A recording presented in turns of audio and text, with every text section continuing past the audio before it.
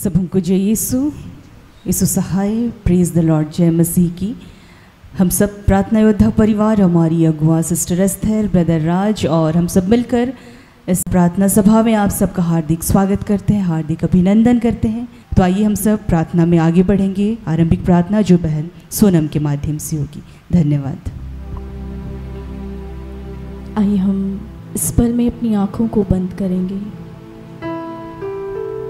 अपने मन को शांत करेंगे, स्थिर करेंगे और अपने पिता से इस पल में जुड़ने का प्रयास करेंगे।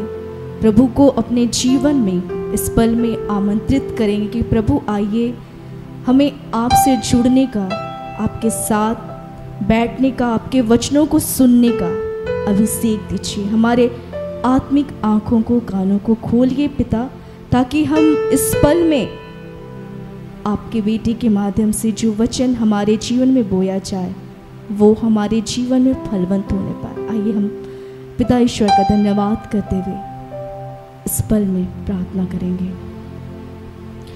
हे सर्वशक्तिमान पिता परमेश्वर, हे जीवितों के परमेश्वर, हम फिर से पिता आज के सुंदर और आशीषित दिन के लिए पिता आपका तहे दिल से धन्यवाद करते हैं। इस जीवन में प्रभु तूने सचमुच हमारे जीवन बहुत सारी आशीषों को दिया है, बहुत सारे दान वरदान, बहुत सारे आत्मिक फलों को दिया है। पिता आपका धन्यवाद करते हैं। आज हम जीवित हैं, सुरक्षित हैं, आज हम तेरे कार्य कर पाते हैं प्रभु। आज हम आत्मिक रूप से, संसारिक रूप से तूने हमें एक नई शक्ति दिया है पिता, हम आपका धन्यवाद करते हैं। हमारे शरीर को तूने स्वस्थ रखा है प्रभु, हम आपका धन्यवाद करते हैं। अब तक हमारी सांसें चल रही है प्रभु, इस सांस को देने के लिए पिता ईश्वर हम आपका धन्यवाद करते हैं। सचमुच प्रभु हम आपको महसूस कर पाते हैं अपने जीवन में। आपने हमारे जीवन में बहुत सारे उतार चढ़ाव को दिया पिता, बहुत सारे दुख और सुख को दिया पिता ईश्वर। तमाम उन बातों के लिए ईश्वर आपका धन्यवाद करते हैं। सचमुच पिता जब हम खोए हुए थे, जब हम भटके हुए थे, उस पल में प्रभु आपने हमारे हाथों को थामा। उस पल में प्रभु आपने हमें पाप की दलदल से खींच निकाला। प्रभु आपका धन्यवाद करते हैं। तूने हमारे मार्ग को खोला परमेश्वर, एक नए रास्ते को पिता हमारे लिए खोला। हम आपका धन्यवाद करते हैं। हमें एक सुंदर संगति को तूने दिया पिता ईश्वर। इस प्रार्थना योद्धा परिवार के लिए, सेवकाई के लिए ईश्वर आपका तहे दिल से धन्यवाद करते हैं। इस सेवकाई का चरवाहा प्रभु आप स्वयं हैं और इस चरवाहा को प्रभु परमेश्वर आप स्वयं चला रहे हैं। मेरे पिता आपका धन्यवाद करते हैं। इस सेवकाई के माध्यम से बहुत सारी आत्माएं बचाई जा रही है प्रभु, हम आपका धन्यवाद करते हैं। सचमुच प्रभु आपने अपनी प्रिय बेटी सिस्टर एस्थर को चुना, ब्रदर राज को चुना प्रभु, कि तू आज उनके मुख से होकर बहुत रहस्य बातें हमसे करता है प्रभु परमेश्वर।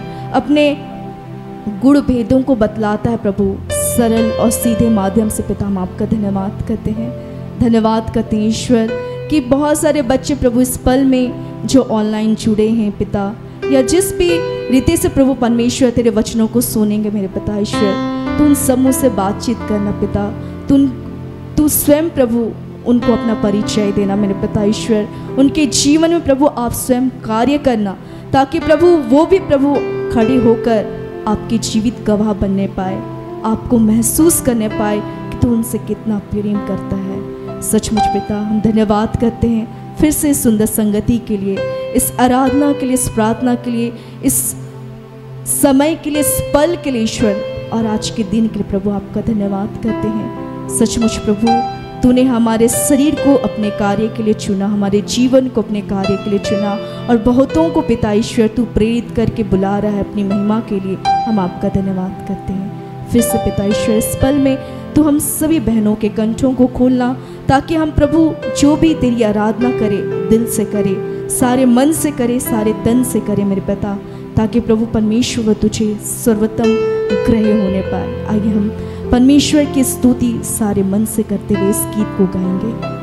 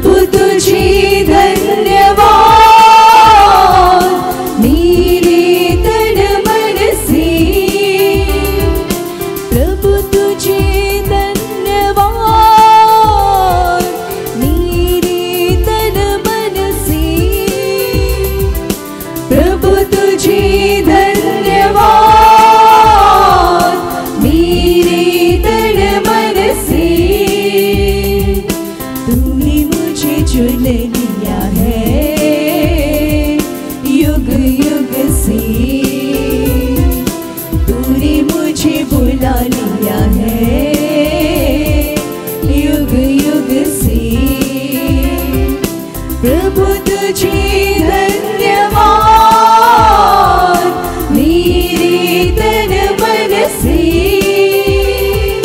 प्रभु तुझे धन्यवाद मेरे तन मन से।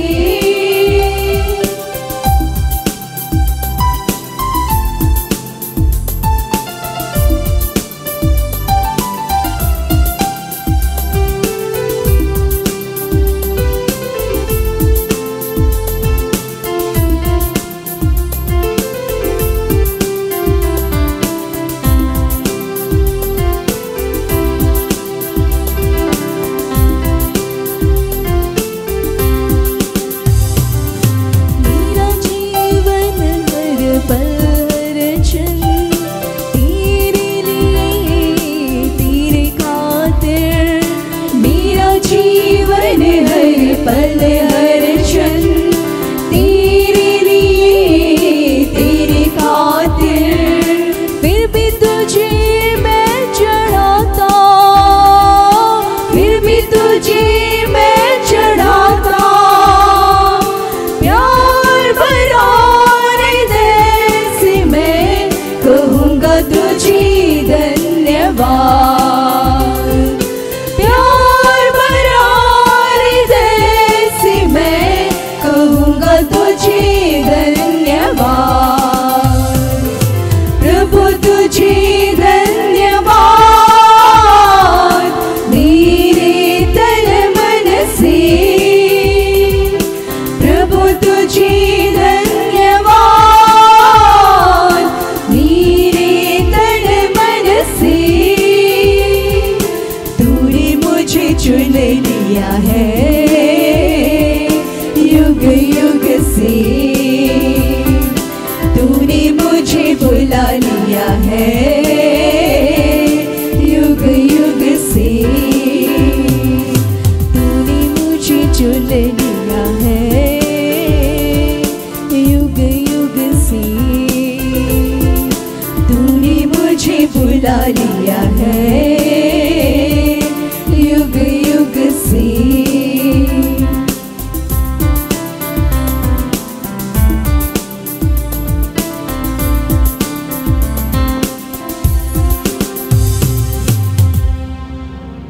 धन्यवाद करते हैं पिता कि सचमुच हम तेरी रचना है, तेरी सृष्टि है प्रभु। हे पिता, हमारे जीवन की सारी बातें, ये संसार और संसार में जो कुछ है प्रभु, हम सब तेरे बच्चे प्रभु आपके कारण सुरक्षित हैं, आशीषित हैं। आपकी कृपा और दया से, आपके अनुग्रह से यह जीवन हम जीते हैं प्रभु, और हम हृदय से आपका धन्यवाद करते हैं। हे प्रभु, आपने इस आराधना प्रार्थना को ग्रहण किया है प्रभु। आपने हम सब को आज के इस दिन में अपने वचनों से परिपूर्ण किया है, हमारा भरण पोषण किया है प्रभु, कि हम एक नया बल प्राप्त कर तेरे संग दृढ़ता से तेरे प्रेम का अनुभव करते हुए, तेरे प्रेम को महसूस करते हुए हम तेरे संग चलने पाएंगे प्रभु। इस वक्त पुनः ब्रदर राज को आपके हाथों में देते हैं प्रभु। आपने उनके मुख पर अपने शब्दों को रख दिया है प्रभु, और उन शब्दों से हमें जीवन दिया है। सीधे तौर पर आपने हमसे बातचीत की है। हे प्रभु, हम तुझे सारा आदर, महिमा, गौरव देते हैं, और यह प्रार्थना इस वक्त हम यीशु के नाम में आपको चढ़ाते हैं, सुनकर अपने स्वर्ग राज में ग्रहण कर। आमीन।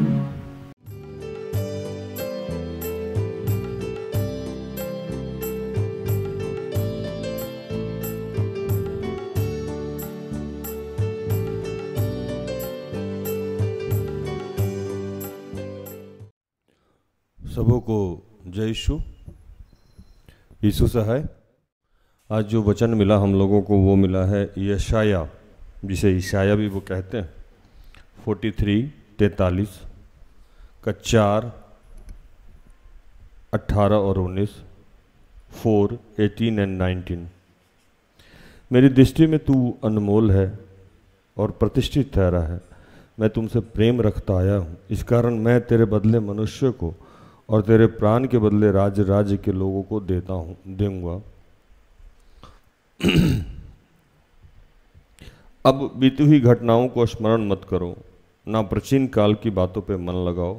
देखो मैं एक नई बात प्रकट करता हूँ, वो अभी प्रकट होगी, क्या तुम मुझसे अनजान रहोगे? मैं जंगल में एक मार्ग बनाऊंगा और निर्दल देश में नदी बहाऊंगा। हमारे जीवन की जो समस्याएं हैं उसमें से एक समस्या ये भी है कि हमें यह एहसास नहीं है कि हम कौन हैं, पहला। दूसरा कि हम क्या कर सकते हैं, हमारी क्या अहमियत है, ये एहसास नहीं। और सबसे जो अहम बात है कि हम वर्तमान में नहीं जीते।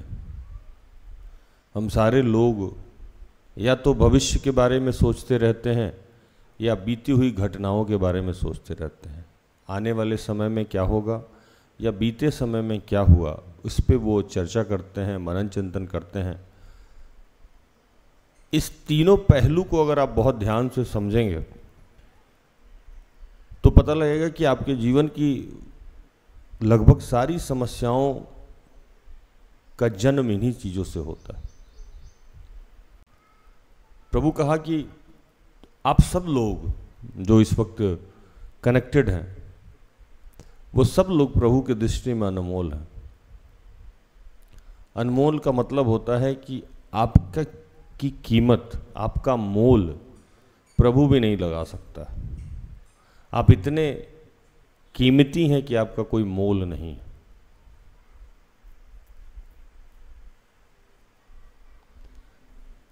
और आप इतने कीमती हैं कि उसने अपने इकलौते पुत्र यीशु को आपके लिए कुर्बान किया। इससे ज़्यादा इम्पोर्टेंस क्या हो सकता है किसी के लाइफ में? कोई धन दिया तो आपको लगता है कि वो बहुत प्यार करता है, कोई समय दिया तो आपको लगता है कि वो बहुत प्यार करता है। लेकिन कोई अपना बेटा दे दिया या बेटी दे दिया, वो भी इकलौता, तो वो भी आपको अगर लगता है कि आप उसके लिए इम्पोर्टेंट नहीं हैं, तो इसका कोई इलाज तो है नहीं। हम सबके जीवन में नया नियम है और पुराना नियम है। हम सबका जीवन आफ्टर क्राइस्ट भी है और बिफोर क्राइस्ट भी है। जब तक आप यीशु मसीह को ग्रहण नहीं किए हैं, जब तक आपको विश्वास का दान नहीं मिला है, तब तक आप बिफोर क्राइस्ट हैं। और जैसे ही आपने यीशु मसीह को ग्रहण कर लिया, आप आफ्टर क्राइस्ट। अब जब आप आफ्टर क्राइस्ट हो गए, यीशु मसीह को आपने ग्रहण कर लिया और आप बिफोर क्राइस्ट जीवन के बारे में सोच रहे। पहले मेरे जीवन में ये घटा, पहले मेरे जीवन में ये घटा, पहले मेरे साथ ये हुआ, पहले वो हो गया, पहले मेरी मम्मी मेरे से प्यार नहीं करती थी, पहले मेरा बॉयफ्रेंड छोड़ के चला गया, पहले मेरी गरीबी में नहीं जा रही थी। और प्रभु इस बात से बड़ा दुखी हो जाता है। कई बार इस बात से मैं भी बड़ा दुखी होता हूँ कि जिस बच्चे के साथ मैं कंप्लीट हूँ और जिन लोगों के साथ मैं इतना खटता हूँ, उनके भविष्य के बारे में, उनके वर्तमान के बारे में इतना सोचता हूँ, और वो आके सामने से एकदम आँख में आँख डाल के कहता है कि मेरा कोई है ही नहीं, मेरा कोई भी नहीं है, हम कैसे जिएंगे, हम कैसे रहेंगे, हम कैसे सरवाइव करेंगे, मेरे पास तो कोई है ही नहीं। मैं मुस्कुराता हूँ कि इस व्यक्ति को ये पता ही नहीं है कि ये मेरे जीवन में इसकी अहमियत क्या है और मैं इसके लिए क्या क्या कर सकता हूँ और अभी तक मैंने इसके लिए क्या क्या किया, ये सब कुछ भूल गया। तो मैं जब इंसान हूँ, नाश्वर हूँ, जब मेरी कोई सामर्थ्य नहीं है, तो मैं इतना सोच सकता हूँ और इतना दुखी हो सकता हूँ। तो ईश्वर जो आपके जीवन में प्रवेश कर गया है, वो कितना दुखी हो जाता होगा जब ये आप सोचते हैं कि मेरी कोई अहमियत नहीं है, मुझसे कोई प्यार नहीं करता है, मेरा जीवन नहीं बदल रहा है, मेरे जीवन में पहले भी ये समस्या थी और आज भी ये समस्या। इसका मतलब कि आपने यीशु को स्वीकार तो किया, लेकिन आप उसको ग्रहण करने के बाद भी आप बिफोर क्राइस्ट जी रहे हैं। मतलब जैसे पहले यीशु को आपने ग्रहण नहीं किया था, और वैसे ही आपकी मानसिकता आज भी है। आज मैं एक बात कहता हूँ, मुझे सुनने और समझने से बेहतर है कि आप एकांत में कहीं जाके बैठ जाइए और क्या आप सच में आप मानसिक तौर पे ये स्वीकार किए हैं कि ऐसी आपका जीवन बदल गया? क्या मानसिक तौर पे ये आपके दिमाग में चल रहा है कि मेरा सब कुछ नया हो जाएगा? या मानसिक तौर पे ये आप सोच पा रहे हैं, यकीन कर पा रहे हैं कि मेरा जीवन बदल जाएगा? या अभी भी आपके जीवन में कन्फ्यूजन है, संदेह है, नकारात्मक सोच? इसीलिए कहा कि अब बीती हुई घटनाओं पे स्मरण ना करें। जो पुराने जीवन में जो समस्याएं आपके साथ उत्पन्न हुई थी, वो क्या आज भी आपको डरा नहीं रहा है? आपको ऐसा नहीं लग रहा है कि फिर से वो घटना घट ना जाए?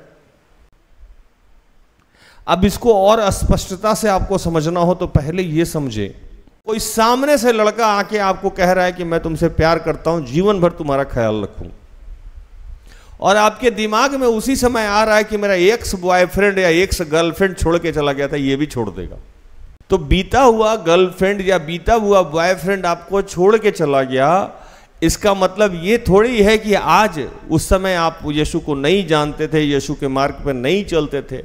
आज जब यीशु आपका एक नया प्रबंध कर रहा है आपके जीवन के लिए, तो आप उसको पुराने से जोड़ के डिप्रेशन में, और उसको स्वीकार नहीं कर रहे, उसको मानसिक तौर पे आप स्वीकार नहीं कर रहे, उसको आत्मिक तौर पे स्वीकार नहीं कर रहे, उसको शारीरिक तौर पे आप स्वीकार नहीं कर रहे हैं, और डिप्रेशन में आप। तो ईश्वर तो दुखी होगा ही होगा ना, कि मैं तो सामने से आके इसको दे रहा हूं कि ये लो तुम्हारा सहायक, तुम्हारा साथी, इसमें क्वेश्चन नहीं करो। लेकिन आप अपनी पुरानी अवस्था में इस कदर डूबे हुए हैं कि नए को स्वीकार नहीं करना चाहते। बाइबल में एक वचन लिखा कि जब तक तुम पुराना उतारना नहीं चाहोगे तब तक तुम नया प्राप्त नहीं करो। यह सृष्टि का नियम है, आप शायद भुला दिए। यह सृष्टि का नियम है कि बसंत ऋतु में पुराने पत्ते गिर के नए पत्ते आते हैं। अब पेड़ कहे कि पुराना मैं छोड़ूंगा तो नए पत्ते पता नहीं आएंगे कि नहीं आएंगे, तो नया पत्ता कभी आएगा? आपका सोचने का जो नजरिया है वो ऐसा है जिसका जवाब किसी के पास नहीं। अब मैं किसी को कहता हूं कि सुंदर है, वो बोलता भैया मजाक बना रहे हैं आप। मैं हंसता हूं, मेरे से तो बहुत ज्यादा लोग सुंदर हैं, आप मुझे सुंदर बोल रहे हैं। किसी को बोलो आप अच्छे दिख रहे हो, नहीं भैया मैं तो काला हूं। किसी को बोलो कि भैया तुम स्मार्ट दिख रहे हो, नहीं भैया मैं तो नाटी हूं।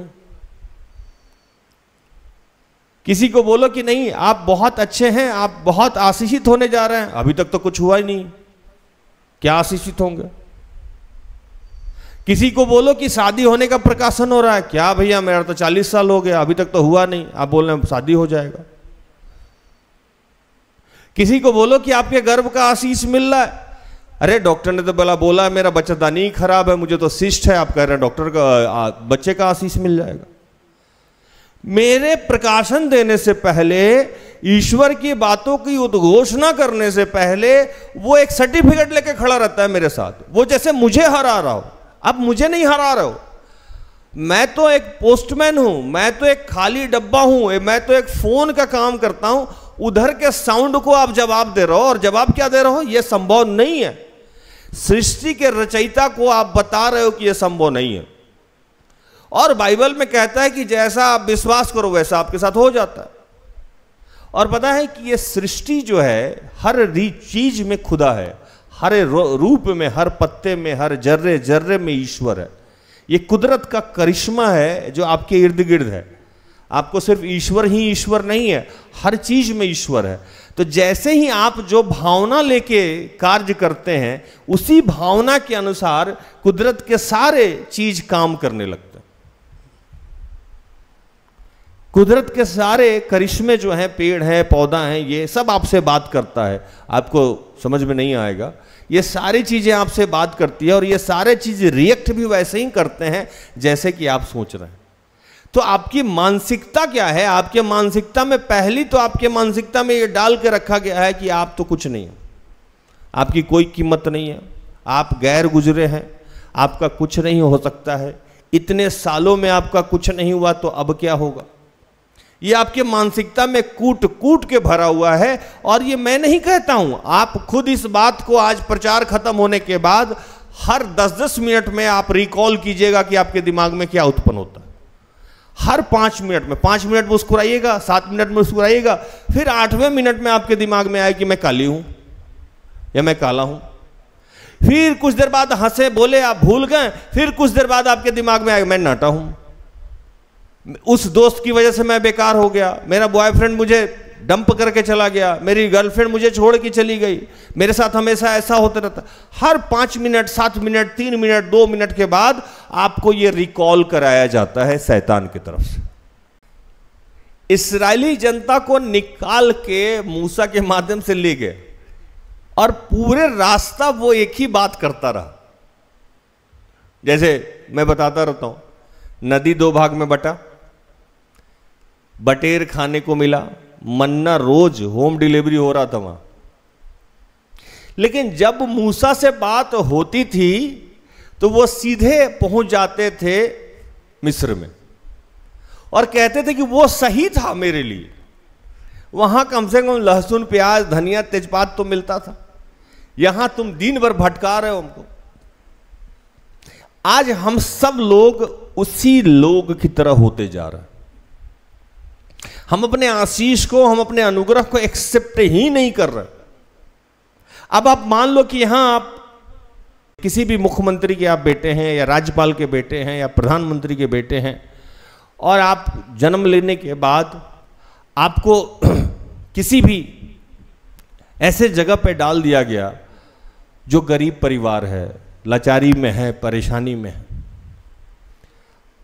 आप सरकारी स्कूल में पढ़े, जैसे तैसे जिए, और अचानक से किसी दिन वो मुख्यमंत्री या राज्यपाल संदेश भिजवाता है कि आप मेरे बेटे हैं। आपकी जीवन बदल जाएगी? बदलेगी नहीं, जब तक कि आपके सोच में ये नहीं आएगा कि अच्छा हम इतने बड़े आदमी के बेटे हैं। नहीं तो आपका रहन सहन, चाल ढाल सब वैसे ही गरीबों की तरह रहेगा। उसमें बदलने में बहुत समय लगता है, बदलने में बहुत समय लगता है। मैं बार बार इस बात को कहता हूं कि अगर किसी व्यक्ति का हाथ टूट गया हो और हाथ टूटने के बाद, मेरे तरफ देखिए आप लोग, हाथ टूटने के बाद एक पोजीशन होता है कि हम धागा बांध के ऐसे रहते हैं ना। हाथ ठीक हो गया, चल रहे हैं, लेकिन अचानक से क्या होगा, हाथ मेरा क्यों? तो 3 मंथ तक, 6 मंथ तक हम हाथ ऐसे रखे हुए हैं। फिर कोई आएगा फिजियोथेरेपी, हाथ आपका सीधा, हाँ ठीक है कोई दर्द नहीं है। फिर कुछ देर के बाद ऑटोमेटिक आप कहां पहुंच जाएगा आपका हाथ। फिर कोई बोला अरे हाथ सीधा करो, फिर कर लिए। फिर थोड़ी देर बाद जब आप नॉर्मल मूड में जाओगे, धीरे धीरे बात करो, करते करते करते करते करते करते करते करते करते करते और कोई पूछेगा अरे भैया अपने आप हो जा रहा है, ठीक हो जाएगा ना, अब ये आदत है आपकी। आज वही प्रभु कह रहा है कि आप कितने कीमती हैं ये आदत में डालिए, आप कितने कीमती हैं ये समझिए। पुरानी बातों को भूलिए, अभ्यास में लाइए। अभ्यास करना होगा कि आप जीवित परमेश्वर के पुत्र हैं, अभ्यास करना होगा कि आप युवराज हैं। आपके दिमाग में टसन आ नहीं रहा है कि आप कौन हैं। आप इतना ना गरीबी देखे हैं, इतना ना बदहाली देखे हैं, इतना ना तिरस्कार देखे हैं, इतना ना आप अपने ऊपर कमेंट्री देखे हैं, ऐसी अवस्था में आए हैं। सच्चाई है, आप इंसान हैं, हम भी इंसान हैं, डर लगेगा। लेकिन आपको मानसिक तौर पे यह स्वीकार करना हो कि नहीं, अब वो बात नहीं हो सकती है मेरे साथ, अब नई बात होगी। पहले मैं ईश्वर को नहीं जानता था, ईश्वर ने मुझे स्वीकार नहीं किया था, अब उसने मुझे स्वीकार किया है, मैं जानता हूं अब कुछ बुरा हो नहीं सकता। लिख लीजिए, अगर जैसे आप मानसिक तौर पे ईश्वर को स्वीकार करेंगे, आपके जीवन में कभी भी समस्या आएगी लेकिन आ नहीं पाएगी। डर लगेगा लेकिन आपका कुछ बुरा नहीं होगा, क्योंकि ईश्वर आपके आगे आगे ढाल बन करके चलेगा। आपके जीवन में जो बीते समय में जो घटनाएं घटी थी, अब मैं ये कहूं कि मेरे मम्मी पापा गैर विश्वासी हैं, मेरा जीवन कैसे बदलेगा? मेरा जीवन तो श्रापित है। शैतान आके मुझे भी बताता होगा ना। जैसे ही वो बात कहता है वैसे ही मैं नए नियम में चला जाता हूं कि मैं जानता हूं कि यीशु के पृथ्वी पे आने से, यीशु के कोड़े खाने से, उनके लहू बहाने से, उनके मारे जाने से, उनके गाड़े जाने से, उनके पुनरुत्थान के यीशु के नाम से ये वरदान प्राप्त है मुझे कि मेरा कुछ नहीं हो सकता है। लेकिन आप उसी पुराने गाने को गा रहे हैं, रिकॉर्ड को गा रहे हैं। कैसे गा रहे हैं? अब मेरे पास जितने यहां क्रिश्चियन लोग आते हैं, भैया कोई कर धर तो नहीं दिया है, भैया डाइन तो नहीं किया है, भैया मेरे घर के बगल में मंदिर था, भैया काली बिल्ली क्रॉस कर गई, भैया वो तिरछी नजर वाली देख के चली गई, है ना, भैया मेरी सास ना हमको अजीब देखती है इसलिए मेरा बच्चा मर गया। अरे भाई, मैं 5-7 साल 10 साल से विश्वास में हूं, मेरे घर के बगल में रोज घंटी बजता है, मेरा तो आज तक कुछ नहीं हुआ। क्यों? तो आप में और अब मेरे में फर्क क्या है? आप में और मेरे में सिर्फ एक ही फर्क है, आप मानसिक तौर पे यीशु को स्वीकार नहीं किए हो और मैं मानसिक तौर पे यीशु को स्वीकार कर लिया हूं। इसीलिए मैं जानता हूं कि याकूब के विरुद्ध कोई भी तंत्र मंत्र की शक्ति काम नहीं कर सकती और मैं याकूब हूं। कोई भी दुनिया का ताकत जब तक ईश्वर नहीं चाहे मेरा कुछ बिगाड़ नहीं सकता। सबसे पहले आपको मानसिक तौर से स्वीकार करना होगा कि आप आफ्टर क्राइस्ट हैं। आप वो तमाम लोग जो यीशु से पहले जन्म लिए थे उन सब से आप भाग्यशाली लोग हैं, क्योंकि वो लोग तड़पता था यीशु को आने के लिए कि वो आएगा, बलि प्रथा से समाप्ति मिलेगी, लहू से द्वारा हमें मुक्ति मिलेगी। वो लोग के लिए भविष्यवाणी होता था, कोई आएगा, कोई आएगा, कोई आएगा, कोई आएगा। और हम लोग कितने किस्मत वाले हैं, धनी लोग हैं कि आज से बहुत साल पहले आके हमारा पाप जो आज हम कर रहे हैं, हमारा व्यभिचार जो आज कर रहे हैं, आज जो झूठ बोल रहे हैं, आज जो गरीबी झेल रहे हैं, आज जो लाचारी झेल रहे हैं, आज जो परेशानी झेल रहे हैं, इसका कर्ज उसने उसी समय उतार दिया। घटने से पहले वो जानता था कि राज पाप में गिरेगा, पहले ही क्रूस पे बलिदान दे दिया। बस मुझे कुछ नहीं करना है, मुझे मानसिक तौर पे यह स्वीकार कर लेना है कि यीशु कुर्बान हो गया, मैं चंगा हो गया। हम लोगों को तो बस मान लेना है कि ऐसा हो गया है, हमारा जीवन बदल जाएगा। लेकिन हम बोलते हैं, लेकिन मानसिक तौर पे एक्सेप्ट नहीं कर रहे इस चीज को। मानसिक तौर पे वही पुराना रिकॉर्डर हमारा है, मेरा तो जीवन बदलेगा नहीं, मेरी समस्याएं तो जाएगी नहीं। ये मानसिक तौर पे जो आपका रिकॉर्डर है वो फंसा हुआ। इसीलिए यीशु के गांव में, यीशु के घर में लोग मानसिक तौर पे यीशु को स्वीकार नहीं किए। यीशु तो था ही वहां, लेकिन मानसिक तौर पे स्वीकार नहीं किए। आपका पुराना रिकॉर्डर आज बंद करना होगा। प्रभु के नजर में आप बहुत कीमती हैं और प्रभु आपके जीवन को बदलना चाहता है। बस पुराना उतार दीजिए। पुराना उतारने का मतलब सिर्फ पाप स्वीकार करना नहीं होता। पुराना उतारने का मतलब है कि पुरानी सोच बदल दीजिए, पुराना थॉट्स बदल दीजिए, है ना। पुरानी सोच बदलिए, पुराना थॉट्स बदलिए, नहीं तो आपके जीवन में प्रभु नया मार्ग नहीं खोलेगा। प्रभु इन सारे वचनों से आप सबको और मुझे भी आशीषित करे। आमीन। आइए हम आखिरी प्रार्थना में जाएं।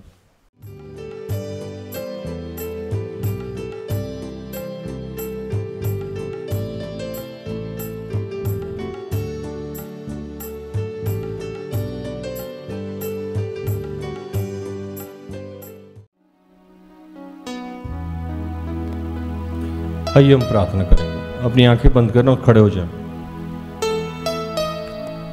हम इस वक्त पिता से क्षमा मांगेंगे कि प्रभु तूने हमारे लिए क्या क्या नहीं किया।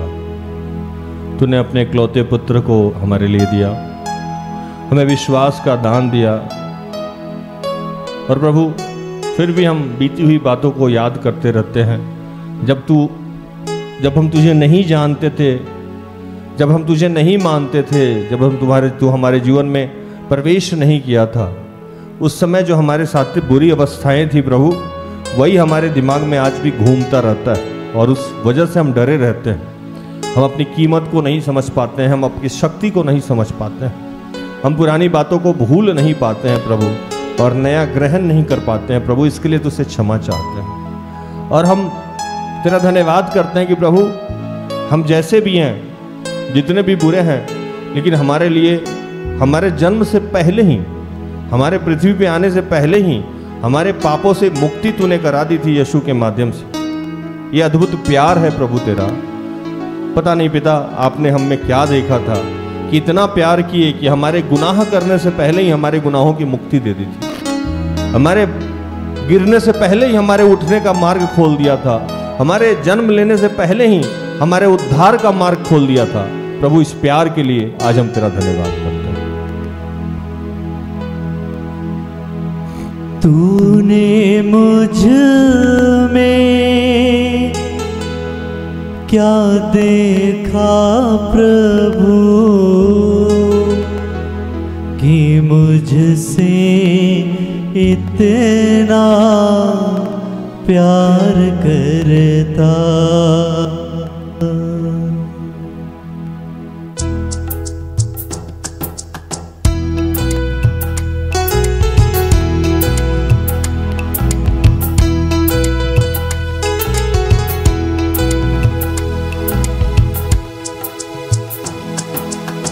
में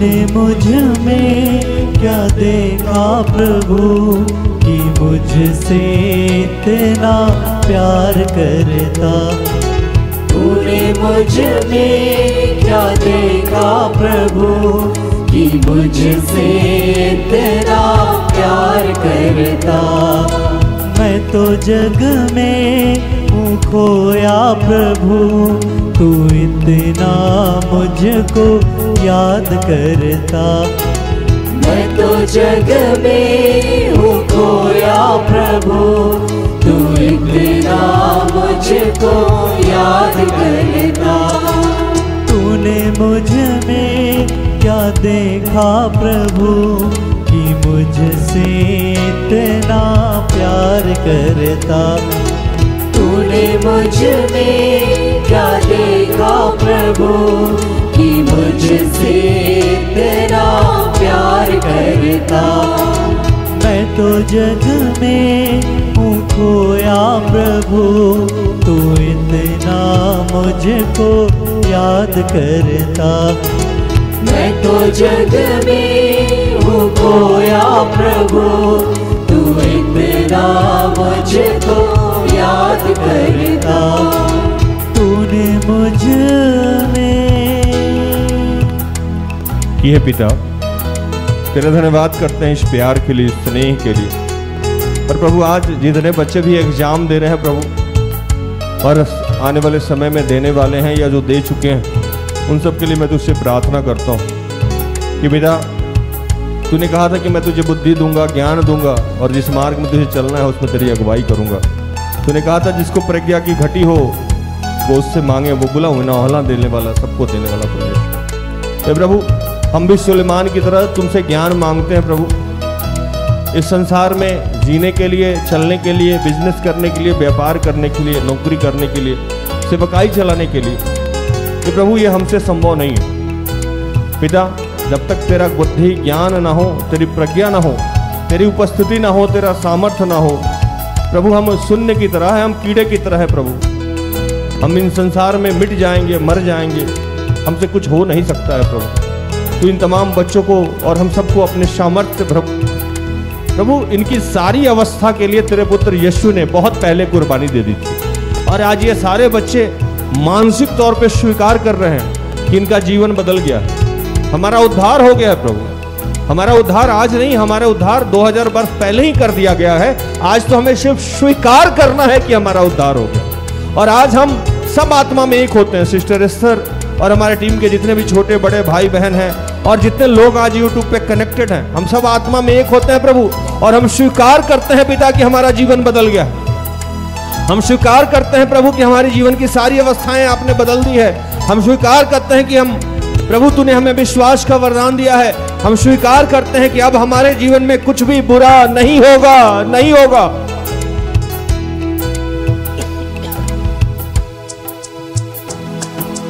मैं तो जन्म से अपराधी रहा, मैं तो जन्म से अपराधी रहा, माता के गर्भ से पापी रहा, माता के गर्भ से पापी रहा, जहाँ था मन कह चलता रहा, जहाँ था मन कह चलता रहा, दुनिया को दिल में संजोता रहा, दुनिया को दिल में संजोता रहा, तेरी ममता मुझ पर छाई रही, तेरी ममता मुझ पर छाई रही, तेरी कृपा मुझको घेरे रही, तेरी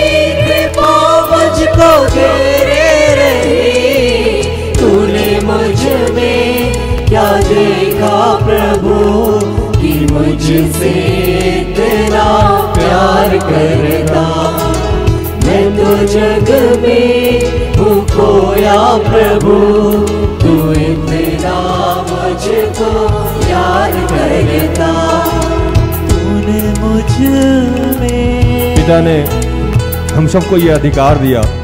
यीशु जब जा रहे थे तो उन्होंने कहा कि ये लो पवित्र आत्मा मैं तुम पे फूंकता हूँ। उस अधिकार का आज इस्तेमाल करते हैं मैं, मेरी अगुआ और हम सब आत्मा में एक होकर प्रार्थना करते हैं कि प्रभु हम सबको पवित्र आत्मा का वरदान दे। तूने कहा था कि हम मांगने वाले को पवित्र आत्मा क्यों नहीं दिया जाएगा। तूने कहा था कि अंत के दिनों में हर शरीरधारी पे आत्मा उंडेलूंगा। तूने कहा था कि जो कुछ तुम धरती पे बांधोगे वो स्वर्ग में बंधेगा, जो कुछ तुम धरती पे खोलोगे वो स्वर्ग में खुलेगा। हे प्रभु, आज जितने भी मनों में कुंठा है, अविश्वास है, नकारात्मक सोच है, संदेह है, वो सब यीशु के नाम से बांध देता हूं प्रभु। और इन सब के लिए विश्वास का वरदान, सकारात्मक सोच, आत्मविश्वास और पवित्र आत्मा को यीशु के नाम से खोल देता हूं। ये लीजिए, पवित्र आत्मा को ग्रहण कीजिए। आप सभी भाई बहन और हम सभी भाई बहन आज स्वीकार करते हैं पिता कि तूने हमारे लिए एक सहायक आत्मा बनाया जो सदैव हमारे साथ रहता है और निरंतर उसके द्वारा हम नियंत्रित होते हैं। हमारे शरीर की तमाम इंद्रियां उसके द्वारा संचालित होती है। प्रभु, हम तेरा धन्यवाद करते हैं। आज की प्रोग्राम की सफलता के लिए तेरा धन्यवाद करते हैं। जितने लोगों ने सुना प्रभु, उसके जीवन में जो बीज आपने बोया है प्रभु, वो 1000 गुना करोड़ गुना फलवंत हुआ पिता, इसलिए तेरा धन्यवाद। अपने जीवन से जुड़े, अपने परिवार से जुड़े, प्रार्थना उद्धार परिवार से जुड़े, यूट्यूब के जितने भी व्यूअर हैं, सब्सक्राइबर हैं, उनसे जुड़े, जहां तक आवाज़ जा रही है उस पूरे इस देश की सारी समस्या को तेरे हाथों में समर्पित करते हैं। और अब तक आपने जो भी दान वरदान आशीष दिया उसके लिए आपका धन्यवाद करते हैं। विशेषकर जो आपका चुनाव है हमारे जीवन में, विशेषकर जो आपका विश्वास का दान है हमारे जीवन में, उसके लिए हम तेरा धन्यवाद करते हैं। और प्रभु, धन्यवाद करते हैं कि आज से बहुत पहले, जब हमारा जन्म भी नहीं हुआ था, जब हमारी सृष्टि भी नहीं हुई थी, उसके पहले ही आप हमारे पापों से हमारी कैसे मुक्ति हो इसका इंतजाम कर दिया था। यीशु नाम को हमारे लिए दिया था, इसके लिए हम तेरा धन्यवाद करते हैं। और धन्यवाद की प्रार्थना प्रभु यीशु के जीवित पवित्र नाम से मांगते हैं। दया से सुन और स्वर्ग के राज में ग्रहण कर, आमीन। तो धन्यवाद, प्रभु आप सबको आशीष दे। आशा करते हैं कि आज के प्रार्थना से, आराधना से, वचनों की उद्घोषणा और अंतिम प्रार्थना से प्रभु ने आप सबको स्पर्श किया होगा। प्रार्थना का परिवार निरंतर आपका आभारी है कि आप हमारे साथ हैं। मुझे इजाजत दीजिए, प्रभु आपको आशीष दे। जय यीशु, यीशु साहब। सारे दिन